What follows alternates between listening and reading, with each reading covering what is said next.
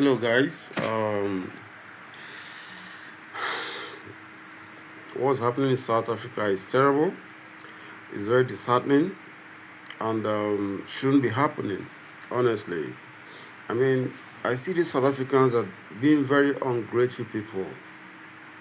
Nigeria reportedly spent over 60 billion US dollars to liberate these ungrateful people from the grip of apartheid. Nigeria spent, we wasted a lot of money, we wasted a lot of our time, effort. You know, Nigeria had a lot of problem at that point. Nigeria was facing military coups, corruption. We were facing our own poverty issue at that point. But yet we were able to squeeze out this money to rescue our fellow African brothers in the name of African brotherhood. Because Nigerians are intelligent people. We understand the importance of that African brotherhood, which is, of course, Africa is more or less has so many poor countries in the continent, economically and militarily and otherwise. Our only hope of survival, as it is in the whole world right now, is for us to stick together, to unite. Because if we unite, we stand a better chance to become economically strong and also military-wise.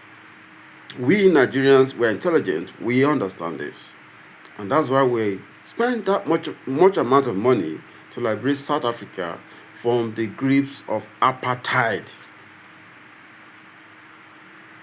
But despite our efforts, despite the money we spent, being in the forefront for the campaign of the liberation of these people from the oppressors, guess what Nigerians are receiving now in the hands of these people? Some people will say, of course, they're not as intelligent as Nigerians, but common sense should dictate that someone that has helped you, that has freed you from the griefs of certain destruction or death or disaster, that you should reciprocate in kind. You should reciprocate in like manners to those people. But what are Nigerians getting? Oh, they're taking our jobs. Oh, they're stealing our jobs. Oh, for your information, Nigerians, we don't do slavery jobs. We don't do poverty jobs. Nigerians are business people, business-oriented people.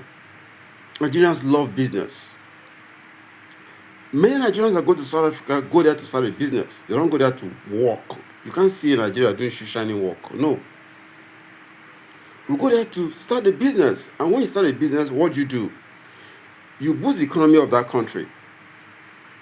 You provide more jobs for the people of that country. The kind of jobs those South Africans love, you provide it for them.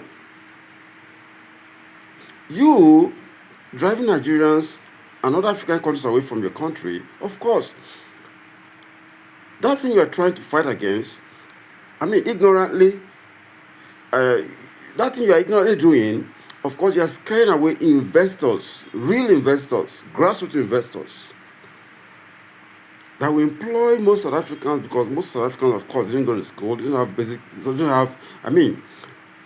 lot of poverty in South Africa, really, and most of them didn't go to school. The companies that will provide jobs for these people, you're scaring them away. We're not even talking now of you paying us back. We're not asking you to pay us back all the money we wasted trying to liberate you from your oppressors. We're not telling you to pay back. It's just for you to accommodate your fellow African brothers. Accommodate your fellow African brothers and understand the principles of African brotherhood. Of course, we have the African Union. They're just there. They're not functioning where are they in all this xenophobic attack? They're just there. The name is just there. The core functions which they're supposed to be doing in uniting Africa, economically, military-wise, and I mean, in all fronts, they are not doing what they're supposed to be doing. So we, as Africans, need to do what we need to do. And one of those things is to ensure that that African brotherhood, is respected, is enshrined, and I mean, let's just make sure that we imbibe the principles of African brotherhood, because that's the only way for Africa, really, basically. I'm really disappointed at my South African brothers. The way people have chosen to go is the wrong way, it's not the right way. You've chosen destruction over prosperity. If anything happens to you South Africans right now, Europeans are not going to come to help you. Asians are not going to come to help you. Americans are not coming to help you. The only hope you have for any help is your fellow African brothers, African countries. Because you're under the African Union, and of course, somehow in Africa, we see ourselves as one. I don't know how the devil came into you guys. I don't know how this ignorance came into you guys. I don't know how this stupidity came into you guys. But all of you need to go, all of you need to go home and sit down and find repentance and find a change of heart and mindset. Because that's what you need now, because where you're going is certain destruction. Okay, look at what even just happened recently. Recently, on the 30th of June, when these idiots were protesting on the street, your government is thinking the opposite, it has a different mindset. It's thinking in an opposite direction from these idiots protesting on the street. The government appointed a number of ministers, I think 12, 13, 14, 15 or thereabouts. And out of all these ministers that were appointed, only one black woman, was appointed as a minister in South Africa. The whites definitely are gradually coming back to continue where they stopped many years ago. Nigeria, literally, I'm telling you, Nigeria was in the forefront of this abolition of apartheid. So they're coming back to continue where Nigeria disconnected, where Nigeria cut them off. And guess who is bringing them back? The same black South Africans. It's a shame, it's a disgrace, it's embarrassment to the whole of Africa. I'm disappointed in what I see happening. This xenophobic rubbish shouldn't be happening at all. I don't even see it as xenophobic attack on Africa. I see it as Afrophobia. These people hate Africa, their fellow African brothers.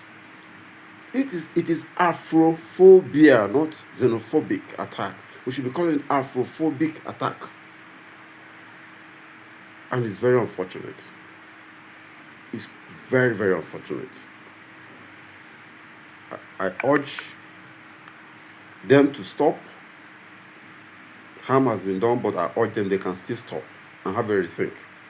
Because distortion is coming up onto them, and they are bringing it upon themselves. Nobody's bringing the distortion upon them, but they are bringing it upon themselves. The sooner they come back to their senses, the better. They should stop all this rubbish and all this ungratefulness. We save them from their tormentors. We save them from the white oppressors. Nigerians save them. And what are Nigerians getting back from these people? They should stop now.